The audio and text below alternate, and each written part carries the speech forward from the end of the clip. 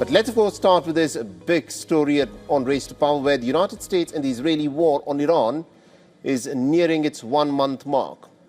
Indirect negotiations apparently are underway between Washington and Tehran, and there are proposals and counter-proposals at the center of these talks.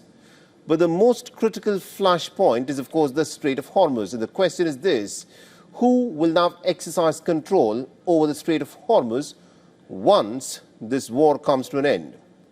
Now, in the latest, Iran has issued one of its strongest warnings yet over the Strait of Hormuz, with the Islamic Revolutionary Guard Corps declaring that the strategic waterway is shut.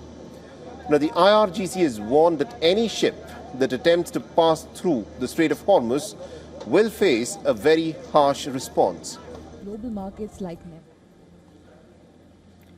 Responding to Israeli strikes, Iran has... Now, the threat significantly escalates the tensions in the Gulf and has raised some fresh fears about the safety of one of the world's most critical maritime choke points, through which a substantial share of global oil and gas supplies pass. Adding to the warning, Iran has now said that it will widen restrictions to ships linked to countries that are backing the United States and Israel.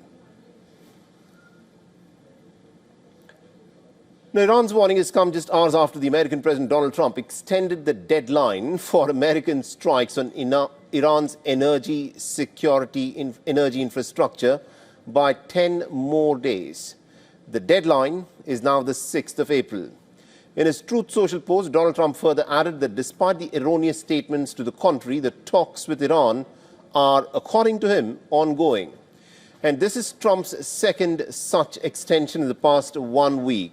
The U.S. administration has previously demanded help from allies to keep the key maritime passage open. However, many countries, including the member states of the European Union, have expressed their unwillingness to join in on any campaign that seeks to reopen the Strait of Hormuz, but they have said that they are willing to supervise a safe passage through Hormuz once this war comes to an end. Now, as of last week, 22 countries, including the likes of United Arab Emirates and West Asia, have added their names to a joint statement which signals their readiness to engage in efforts that maintain a safe passage through the strait. For now, though, the clock is ticking. It is now America's proposed 15-point plan versus Iran's 5-point demand. So the world is grappling under market volatility and global fuel supply shortages. It is watching both sides closely to see who will blink first. Having to do with perhaps... All right, now joining us all the way from Washington, D.C., we've got Mr. John Rosmondo. He's in fact the president of Viking Research Associates, a geostrategist and an expert on national security. Mr. Rosmondo, thank you very much indeed for joining us here on WION. Right, now this is a war against which a lot of people had advised, including the likes of Dan Kane, who had said that there are real serious risks if Donald Trump were to embark on the war. We're now almost 1 month into this war, and Iran seems to be exercising hegemony over the Strait of Hormuz, something which it did not do before this war started. So by waging this war, the regime is still intact. Do you think, in your assessment, Donald Trump has made a big mistake where he's now allowed Iran to militarily take control of the Strait of Hormuz? Well, I think that this is something that's been working for decades, and I don't think that it's any problem but to understand that we've been sorry for technical difficulties.